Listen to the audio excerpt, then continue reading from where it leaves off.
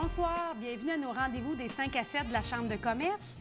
Merci d'être là, fidèles auditeurs. J'aimerais premièrement remercier nos commanditaires, nos partenaires pour cette émission, soit le Concept Châtelaine, Mme Marie-Ève Baudet, Mme André Boissonneau, de la boutique Fan Club au centre-ville de Victoriaville et la télévision communautaire.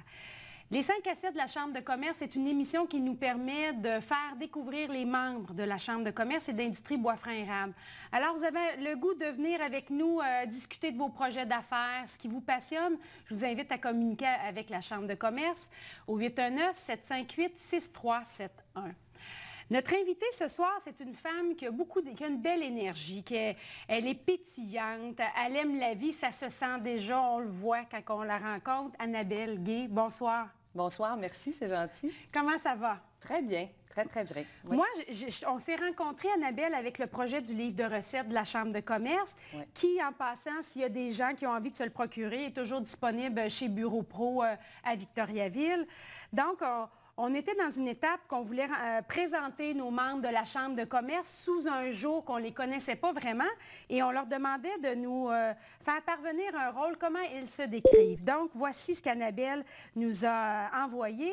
Mon rôle de maman me tient à cœur. Ma plus grande fierté est mes deux amours, Marek et Rose, qui me donnent l'énergie et me font relever de grands défis dans mon quotidien.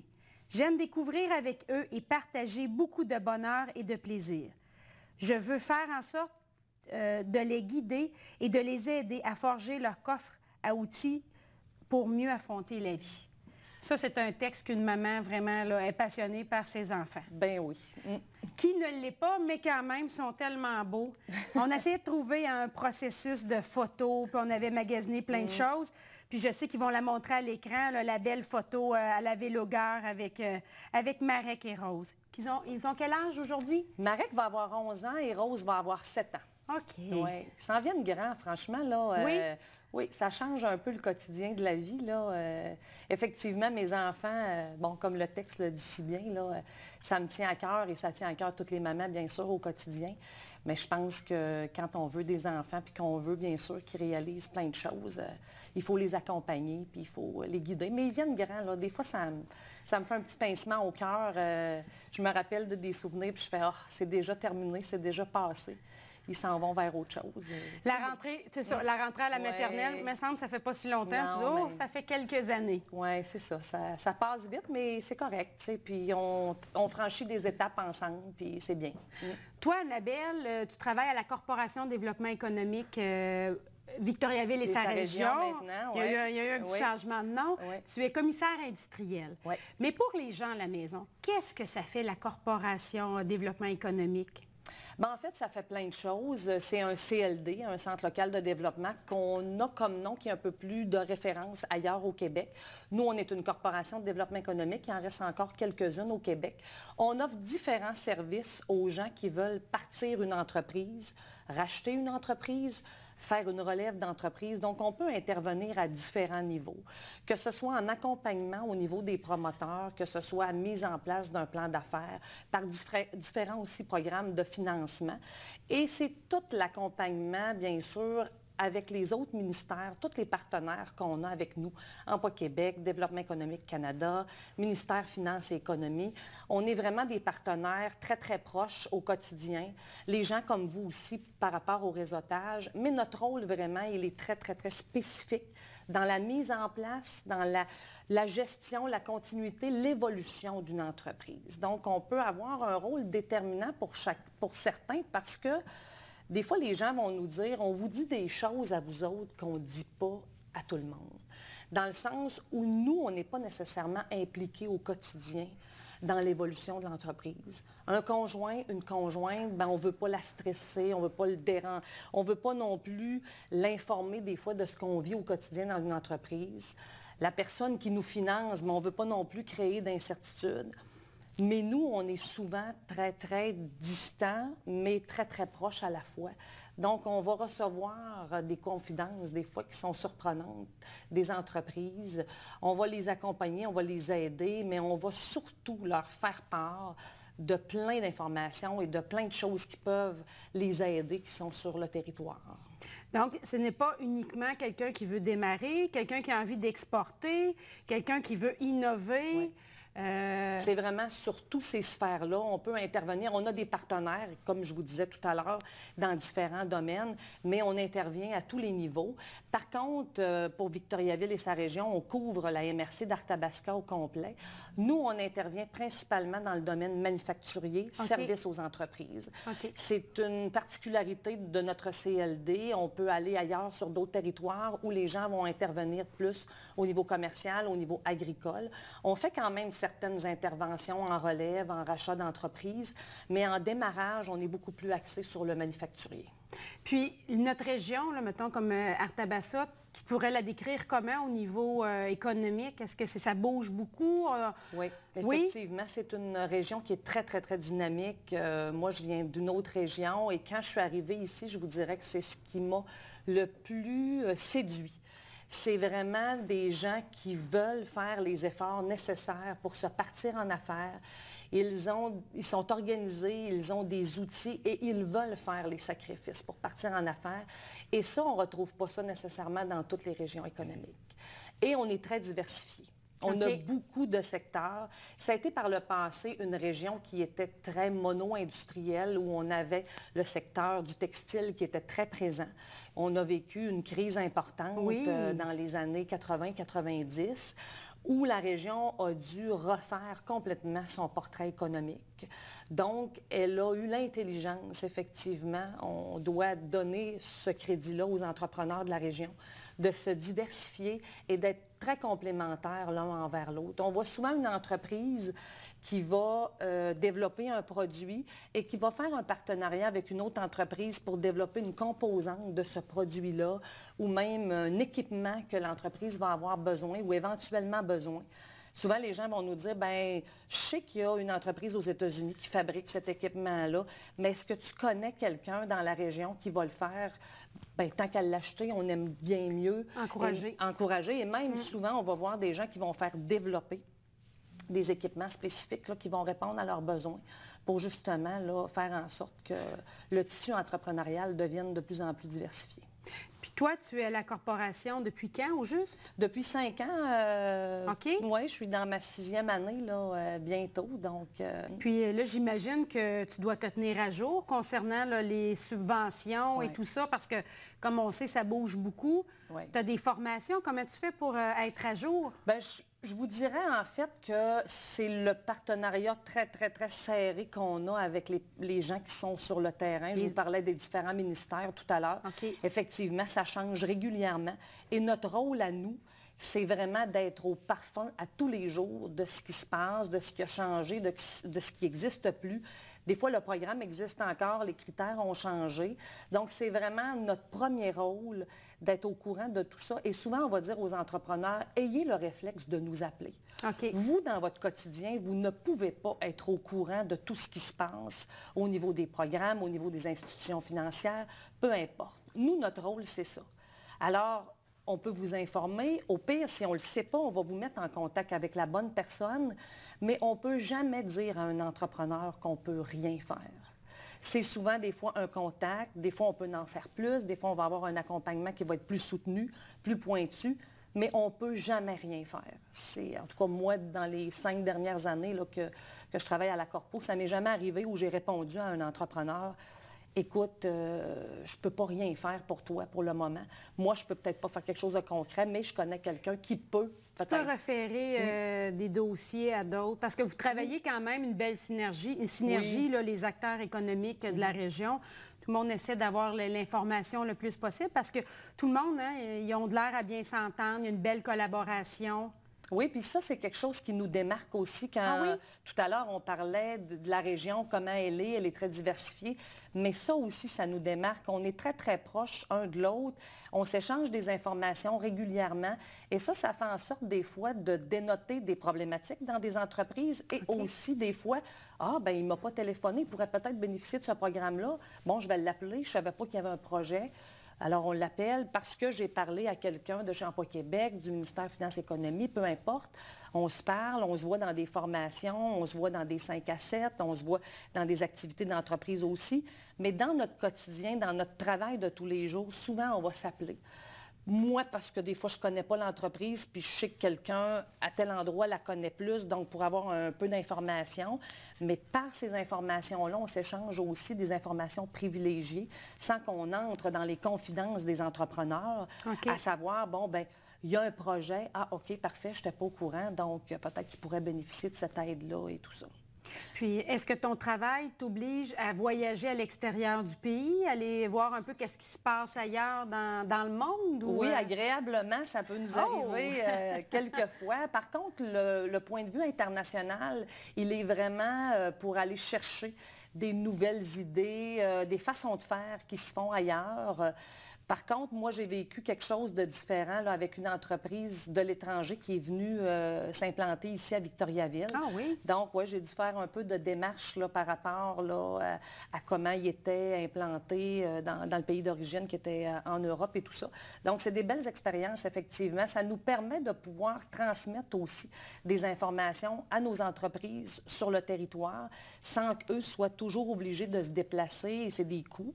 Alors, nous, on peut transmettre l'information là, à plusieurs entreprises, mais c'est quand même exceptionnel comme intervention parce que nous, on travaille beaucoup aussi avec le Carrefour Québec International qui aide. En fait, c'est une entité qui est située sur le territoire du centre du Québec, de l'Estrie et de la Montérégie, qui fait de l'intervention internationale auprès des entreprises.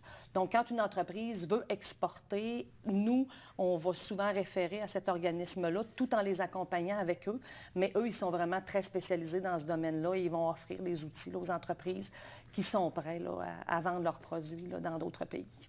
Donc, vous offrez beaucoup de services. Vous êtes nombreux à travailler à la corporation? On est 15. 15? Dont 13 filles. Ah! Il y a donc, il n'y a pas beaucoup de commissaires industriels féminins, mais à la corpo, oui, il y a beaucoup de filles. Donc, oui, on est une belle équipe dynamique, très complémentaire. Comme je disais tout à l'heure, on offre des services dans différents domaines. On a une cellule de mentorat, donc les gens connaissent un peu plus. On a du démarrage un peu plus de travailleurs autonomes, micro-entreprises. On fait de la grande entreprise aussi. On fait tout le secteur qu'on appelle la ruralité, qui est en collaboration avec la MRC également, qui offre des programmes là, qui sont différents d'avec les nôtres. Et il y a tout aussi l'aspect communication. On peut accompagner les entreprises qui veulent faire une ouverture officielle, qui veulent faire un 5 à 7. Alors, on a une équipe là, de communication chez nous qui peuvent accompagner les entreprises à ce niveau-là. Donc, on intervient vraiment là, à plusieurs niveaux. Donc, pour les communications, on a des documents à remplir. Ce n'est pas notre force. Il y a quelqu'un chez vous qui peut aider cette personne-là à remplir ces documents? Ou... Bien, en fait, c'est plus au niveau de l'accompagnement de l'entreprise. C'est souvent nous qui... Souvent, on va dire aux gens, on ne le fera pas pour vous, mais on va vous donner les outils nécessaires pour pouvoir le faire. On va vous accompagner. Effectivement, des fois, il y a des formulaires qui peuvent paraître un peu lourds pour les promoteurs. Donc, souvent, on va alléger la tâche en leur disant, écoutez, on va en faire un petit bout avec vous autres. On va vous... Finalement, c'est pas si pire que ça. C'est un peu de rendre ça plus simple pour le promoteur, pour l'entrepreneur qui, à tous les jours, n'a pas nécessairement le temps de faire toutes ces choses-là. Mais souvent, on leur dit, écoutez, il faut prendre le temps de le faire. Il faut mettre en place un projet sérieux et il faut prendre le temps de s'asseoir et de regarder les choses. Souvent, le fameux plan d'affaires qui vient un peu stresser bien des gens, mais c'est une étape importante dans une entreprise et souvent, ça va servir à plusieurs étapes d'évolution de l'entreprise, au démarrage, à l'expansion, à la relève, au rachat, peu importe. C'est là-dedans qu'on va fixer les grandes idéologies de notre entreprise, la mission, qu'est-ce qu'on veut, c'est quoi nos valeurs, nous, dans la vie qu'on veut transmettre dans notre entreprise. Et souvent, les entreprises vont prendre ça un peu à la légère, mais c'est une action importante et il faut surtout prendre le temps de le faire. Et je pense que nous, on peut être déterminants là-dedans là, en accompagnant les entreprises. Qu'est-ce qui te passionne le plus dans ton travail à la corporation? Bien, la chance de pouvoir entrer dans ces entreprises-là, de partager le quotidien de ces entrepreneurs-là. Ils nous permettent de pouvoir participer un peu à la gestion quotidienne de leur entreprise. Et c'est jamais pareil. Moi, ce que j'aime le plus dans mon travail, c'est que souvent, je vais avoir sur mon bureau une to-do list. Oui. Et à la fin de la journée, je vais m'être rendu compte que, oups, finalement, il est arrivé 2, 3 téléphones qui ont fait en sorte que je n'ai pas pu faire ce que j'avais sur ma liste. Mais il arrive plein d'imprévus, il arrive plein de choses différentes. Moi, je suis quelqu'un qui aime les défis, qui aime l'imprévu. J'aime pas beaucoup la routine. Ah, OK. Donc, pour moi, c'est quelque chose d'important et qu'on ne retrouve pas nécessairement dans tous les travails, dans tous les métiers. Fait que c'est pour moi quelque chose d'intéressant. Puis est-ce que ton travail t'occasionne la chance d'être sur des conseils d'administration? Est-ce que tu t'impliques un peu dans certains projets ou dans la communauté? Oui, effectivement, j'ai cette chance-là. On a quand même un patron qui nous donne beaucoup de liberté, qui nous donne... Qui est M. Thivierge, ouais, qui nous donne la chance de pouvoir s'impliquer dans des projets. Oui, je siège sur quelques conseils d'administration, entre autres Femmes et Sœurs, qui est aussi un moyen de pouvoir financer les entreprises au féminin. Alors, je participe au comité exécutif. Je suis aussi sur le fonds soutien Centre du Québec, qui est un autre fonds là, de financement des entreprises. Donc, effectivement, il va déléguer puis il va nous permettre à chacun et chacune là, de pouvoir aller vivre une expérience qui est différente là, au niveau des conseils d'administration. Puis toi, Annabelle, ton parcours académique, tu as étudié en quoi au juste? Bien, moi, j'ai fait un bac en sciences politiques, relations internationales et j'ai fait une formation également en administration. Je ne me dirigeais pas nécessairement pour être commissaire industriel dans la vie de tous les jours. C'est un peu un parcours de circonstances et d'expériences qui a fait en sorte qu'aujourd'hui, je fais ce métier-là. J'ai fait de la gestion d'entreprise. J'ai été directrice générale, moi, d'une entreprise pendant 10 ans dans ma région d'origine. OK. Qui est? Et, le Lac-Saint-Jean, en fait. Je viens de Roberval, au Lac-Saint-Jean. Et j'ai été aussi conseillère municipale pendant 5 ans également au Lac-Saint-Jean. C'était une belle expérience. J'ai toujours été passionnée de politique. C'est quelque chose qui m'a toujours beaucoup fascinée. C'est pour ça, en fait, que je m'étais dirigée dans cette formation-là. J'ai dû aller chercher de la formation complémentaire parce que le bac en sciences politiques ne nous donne pas nécessairement d'outils très, très concrets, très, très terrain pour être capable d'aller sur le marché du travail. Et mes parents ont été en affaires pendant presque toute ma vie. Moi, je suis née dans les entreprises de mes parents. Ah oui, et quel genre d'entreprise? Bien, il y avait des commerces de chaussures, entre autres. Mon père a eu des restaurants, compagnies de construction. Ah oui. Donc, oui, ça a été... pas juste dans un domaine, là. Non, la chaussure, ça a été plusieurs années.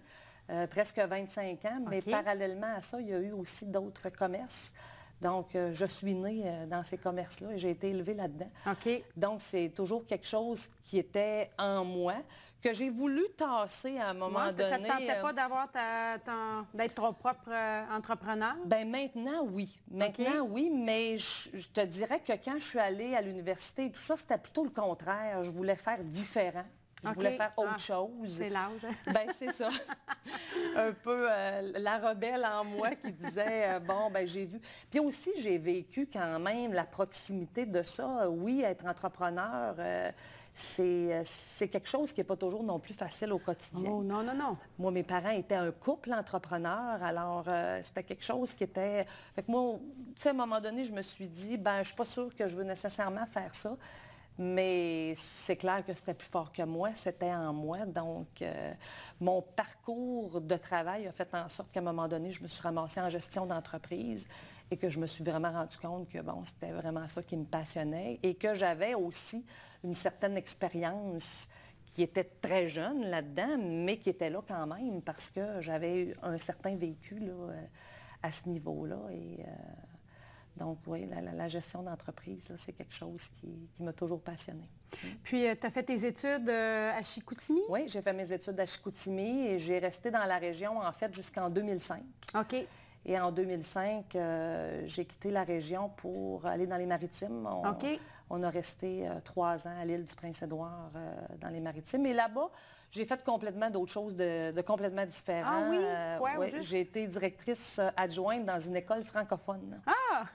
Fait que complètement ailleurs, en fait, toujours en administration, en gestion, mais dans un tout autre domaine. En fait, ça a été un concours de circonstances qui a fait en sorte que j'ai eu cet emploi-là et j'ai eu mes enfants aussi. Mes enfants étaient très jeunes au moment où j'étais là-bas. J'ai même eu ma fille là-bas.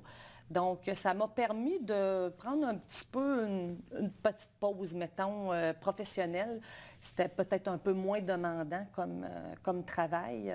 Gestion d'entreprise et conseillère municipale avec des jeunes enfants, c'était un peu essoufflant. Quelque chose. Oui, à certaines périodes. Mais ça m'a permis de faire, bon, ben OK, on va avoir un deuxième enfant, puis les circonstances professionnelles là, le permettaient, mais j'ai adoré cette expérience-là. Ça m'a fait voir un autre monde.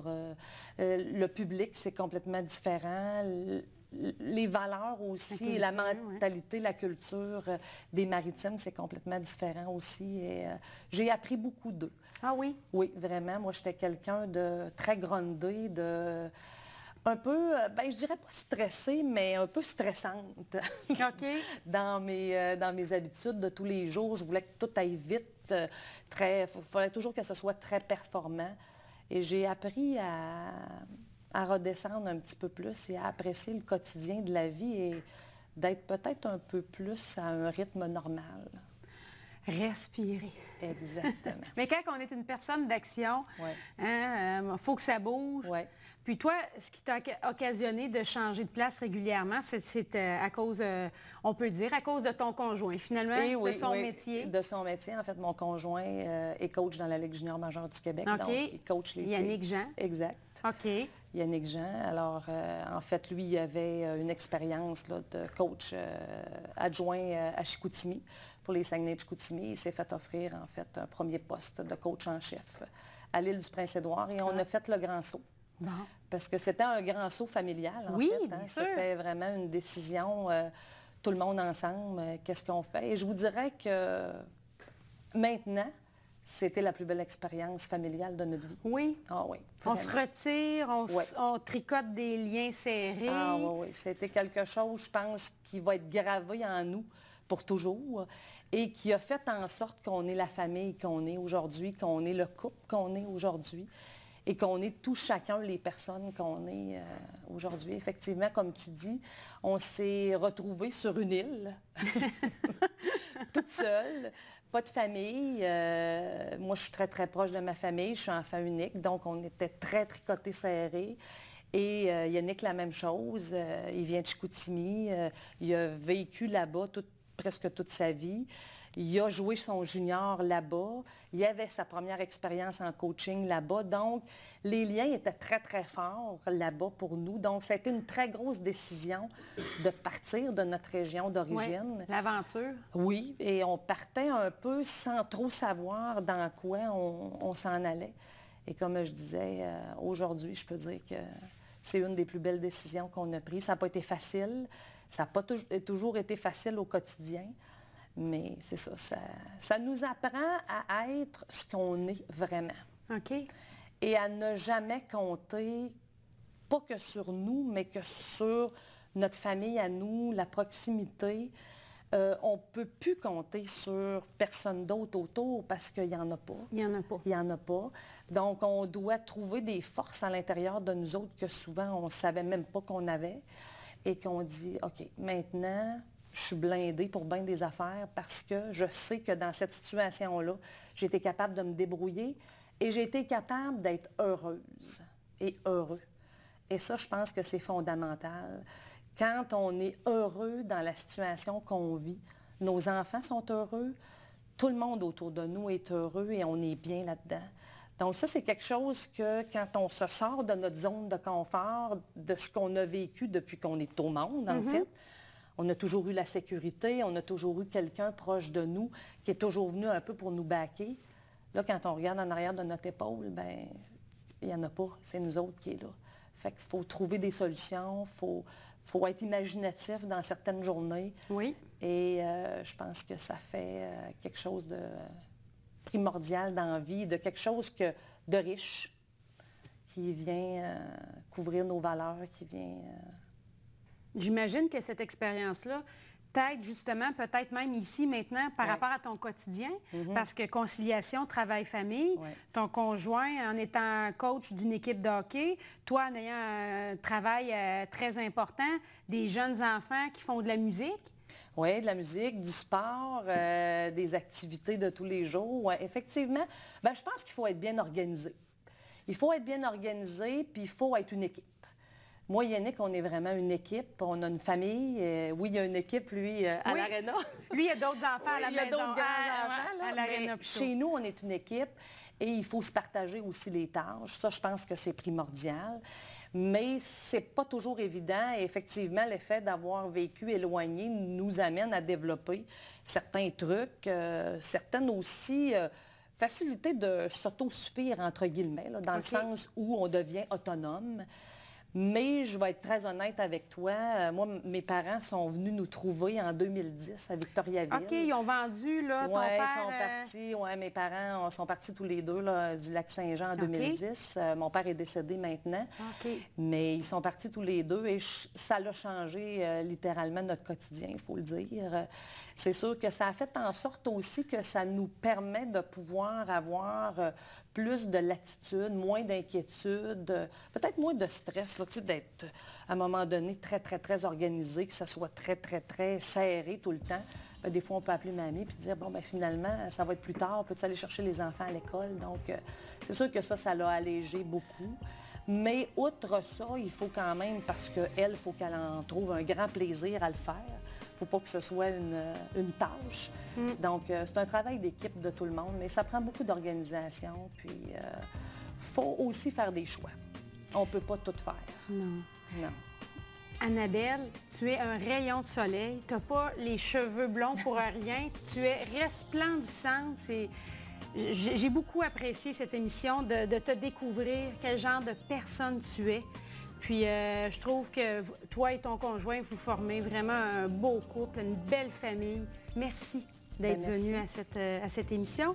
J'espère que vous aussi, vous en avez appris davantage sur Annabelle. Je vous remercie de votre présence et je vous dis à une prochaine fois. Bonne fin de soirée. Au revoir.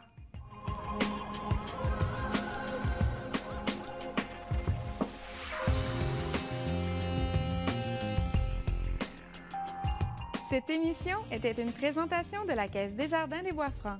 Pour connaître nos promotions et nos concours, suivez-nous sur notre page Facebook.